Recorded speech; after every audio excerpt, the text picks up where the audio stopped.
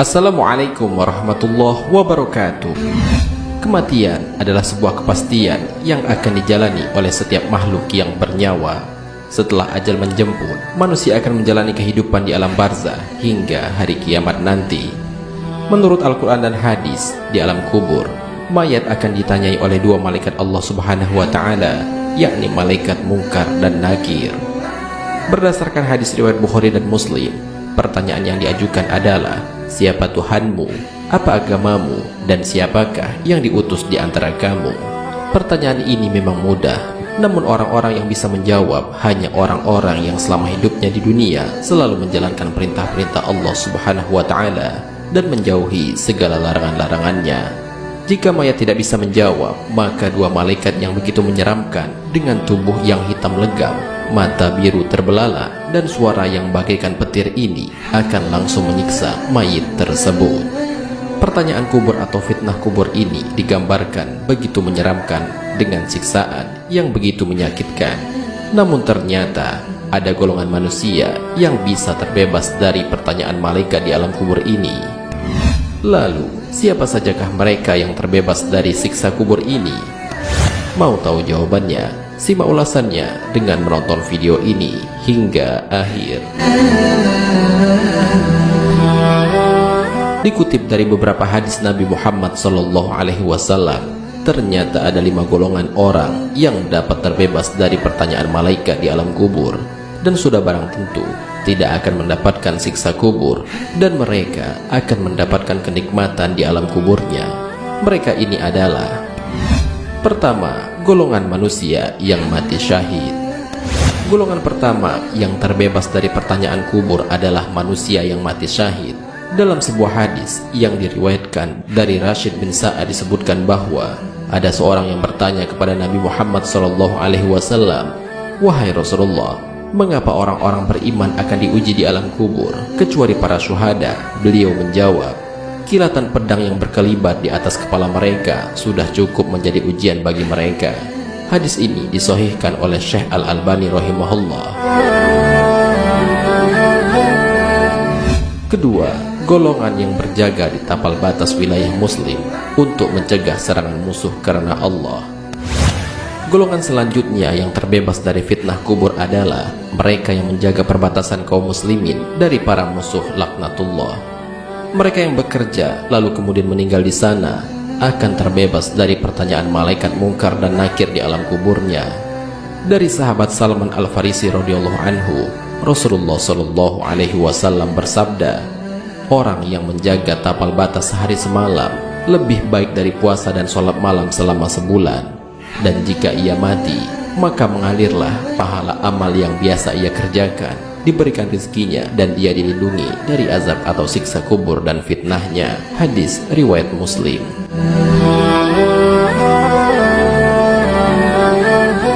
Fadlah Ibnu Ubaid meriwayatkan dari Rasulullah SAW bahwa Rasulullah SAW bersabda, "Ribat sehari semalam lebih baik dari puasa dan sholat malam sebulan." Kalau seorang mati dalam kondisi seperti ini, amalnya akan mengalir dan dicurahkan rizki atasnya serta dijamin bebas dari ujian kubur. Hadis riwayat Tirmizi dan Abu Dawud. Ribat sama saja dengan as-sahor, yakni orang yang menjaga tapal batas antara kaum muslimin dengan kaum kufar atau orang-orang kafir. Dan ahlul ribat atau ahlus suhur adalah orang yang menjaga kaum muslimin dari serangan musuh. Ketiga, orang yang meninggal karena sakit perut. Ternyata orang yang meninggal dunia karena sakit perut juga akan terhindar dari fitnah kubur atau pertanyaan malaikat Munkar dan Nakir di alam kubur. Abu Dawud mengeluarkan hadis secara marfu, "Siapa mati karena penyakit dalam perutnya, tidaklah dia disiksa dalam kuburnya." Hal ini juga diriwayatkan oleh Ibnu Majah, Al-Baihaqi, dan At-Tirmizi, di mana dia menganggap hadis itu adalah hasan. Selain itu, Abu Ishaq Asy-Syu'aibi berkata, Sulaiman bin Surad berkata kepada Khalid bin Urfatah, atau sebaliknya, Khalid berkata kepada Sulaiman, "Apakah kamu mendengar Rasulullah SAW bersabda, barang siapa yang meninggal karena sakit perut, tidak akan diazab dalam kuburnya. Salah seorang dari mereka menjawab, "Ya." Keempat, orang yang sering membaca surat Al-Mulk. Orang yang selalu membaca surat Al-Mulk dan mengamalkannya dengan sungguh-sungguh akan membuat orang itu terhindar dari siksa kubur. Hal ini biasanya dilakukan Rasulullah setidaknya setiap malam Jumat.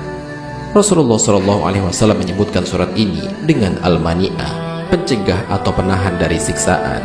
Beliau SAW bersabda, "Dialah surat pencegah yang mencegah pembacanya dari siksa kubur." Hadis riwayat An-Nasai.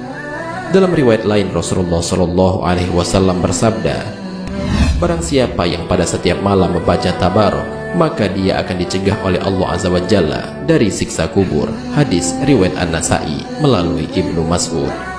Abu Hurairah dari Jabir bin Abdullah pernah menerangkan bahwa Rasulullah SAW tidaklah beliau tidur malam sehingga ia membaca surat Alif Lam Mim Tanzilul Kitab atau surat As-Sajadah dan Tabarok atau surat Al-Mulk. Kelima, orang yang meninggal pada hari Jumat. Selanjutnya, orang yang terbebas dari pertanyaan malaikat mungkar dan nakir kelak di alam kuburnya adalah orang yang meninggal pada hari Jumat. Hal ini sesuai dengan sabda Rasulullah SAW. Tidaklah seorang muslim yang meninggal pada hari Jumat atau malam Jumat kecuali Allah pasti akan menjaganya dari fitnah kubur. Dalam hadis Abdullah ibnu Amru, Nabi SAW bersabda, "Setiap muslim yang meninggal pada hari Jumat akan dijaga oleh Allah dari fitnah kubur." Hadis riwayat Ahmad dan Tirmizi. Hadis ini dinyatakan kuat oleh Syekh Al-Albani rahimahullah dalam Ahkamul Janaiz halaman 35. Demikianlah informasi mengenai golongan orang yang terbebas dari pertanyaan malaikat mungkar dan nakir kelak di alam kuburnya. Semoga kita termasuk ke dalam orang-orang yang diberikan rahmat oleh Allah Subhanahu wa Ta'ala, sehingga kelak di alam kubur diberikan nikmat kubur dan terbebas dari siksa kubur. Marilah kita berdoa kepada Allah Subhanahu wa Ta'ala. Semoga kita diberikan jalan yang lurus oleh Allah untuk tetap istiqomah dalam iman dan Islam, sehingga kelak dapat diridhoi oleh Allah untuk masuk ke dalam surga dengan hisab yang ringan. Amin ya rabbal alamin. Wallahu a'lam bishawab. Jika terdapat kesalahan dalam penyampaian ini, admin mohon maaf, dan itu merupakan kesalahan dari admin sendiri. Jika ada benarnya, itu adalah dari Allah Subhanahu wa Ta'ala. Semoga bermanfaat. Wassalamualaikum warahmatullahi wabarakatuh.